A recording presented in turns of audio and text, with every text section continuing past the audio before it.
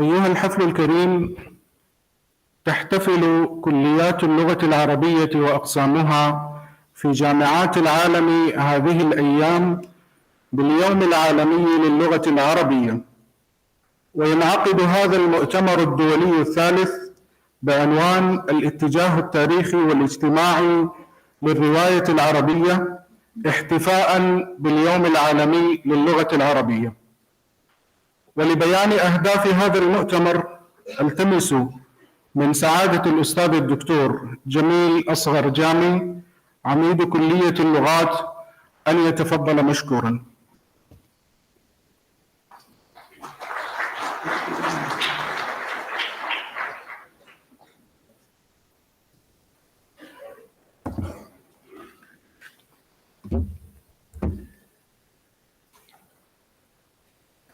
Honorable Chief Guest, His Excellency Mr. Nawaf bin Saeed Al Malki, Ambassador, Kingdom of Saudi Arabia to Pakistan.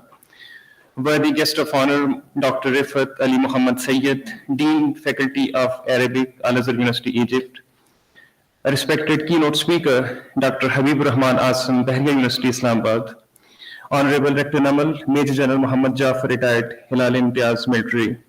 Respectable faculty members and dear students, Assalamu alaikum and a very good morning.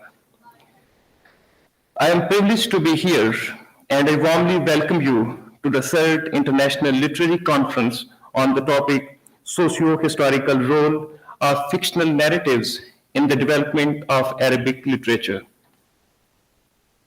Literature in the broadest sense is a story, a grand story which owes its existence to human.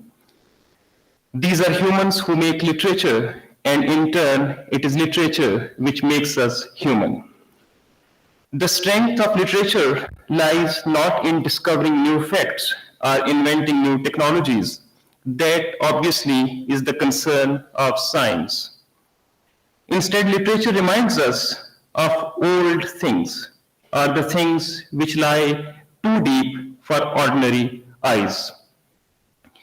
It tells us about our grace and dignity, but it also tells us about the nightmarish perils of our human existence.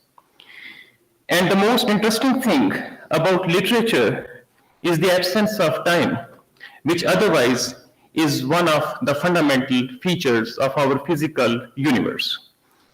In literature, there is no past, no future. Time flows into eternity, and everything is compressed in the ever-present now. That is why we still read and relish Socrates, Shakespeare, Safiuddin al-Khalili, Ibn Tufayl, Ghazali, Rumi, Tolstoy, Tagore, and Iqbal. It also reminds me of great poet and writer Ezra Pound, who once said, "Literature never finishes to say what it has to say. Literature is news that stays news." After all, what we know about pain and agony which the Prophet Ayub did not know. After all, what we know about separation which the Prophet Yaqub in the absence of Yusuf did not know. And the same feeling has been expressed in an Urdu verse. हमने क्या क्या न तेरे हिजर में महबूब किया, सब्रे अयूब किया, गिरियाए याकूब किया. Ladies and gentlemen, it is against this larger background that this conference has been organized. I would like to briefly narrate its objectives. To explore the socio-historical role in the development of Arabic literature, to examine different literary movements and their impact on the Arabic novel, the thematic and formal transformations in the novel from its genesis to the present day, the influence of different schools of philosophy and psychology on the Arabic novel, themes of terrorism, Islamophobia, Muslim stereotyping, identity crisis, homelessness, and struggle for freedom, particularly with reference to the Middle East.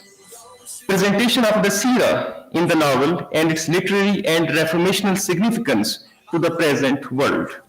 the place and role of the genre of Islamic novel in the Arabic literature, adaptations of Arabic novels into movies and its impact on the new generation, new trends and patterns in the writings of contemporary Arab novelists, particularly with reference to the Arab Spring and COVID-19.